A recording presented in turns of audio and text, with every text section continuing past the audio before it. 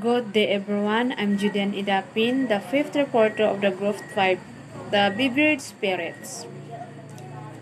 Introduction.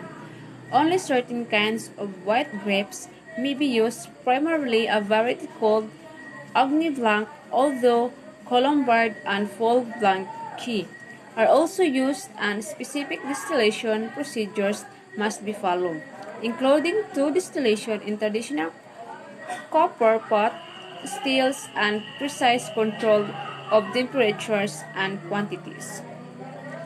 A cognac label may carry cryptic letters, special words, and verifying numbers of stars. The stars may mean somewhat different things for different brands. By French law, at 3 stars, cognac must be at least 1.5 years old. Most are around 4 years old. Since cognacs are blends or brandies of various ages, no age is allowed to appear on the label. The cryptic letters are symbols of relative age and quality.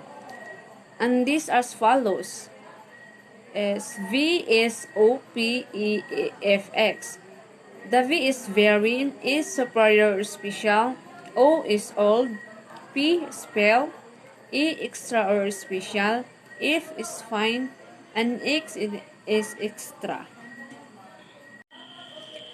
A cognac label, brandy champagne, or fine champagne has nothing to do with the bubbly beverage.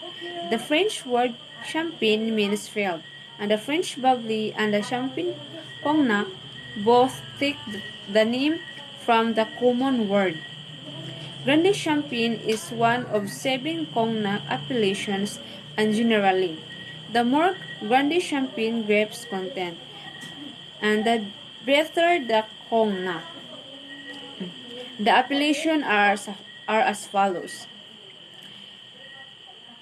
Grande Champagne. The heart of the cognac district is its grapes are considered best of all.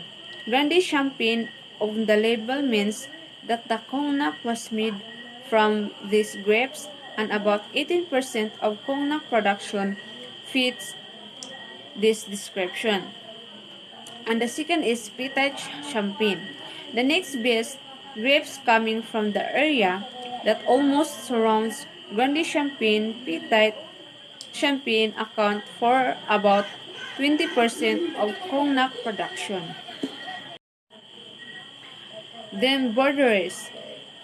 This area also borders Grand Champagne and is the smallest cognac appellation. Its output is highly valued for use in blending. Then Fin Bois, the largest producing, is appellation with 40% of the cognac output. Much of it is used for blending. Then Bois, on the outskirts of the cognac region, this area production least desirable blending grapes. Then Bois communes. Also on the outskirts, this large area produces average cognac products. The appellation also is known as Bois ordinaries.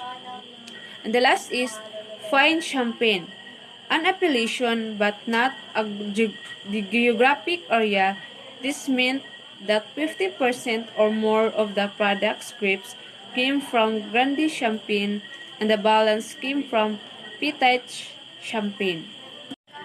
In addition to single district cognacs made only from grapes in a certain appellation, there are blended cognacs, single distillery cognacs, single estate cognacs, and a few high-end cognacs that are both single distillery and single estate. The Armagnac. Armagnac is another French spirit familiar to America distilled from white grapes brandy, and with much the same upscale appeal as cognac. And then brandies around the world. When you start looking, you will be surprised at how many countries have brandy making industries.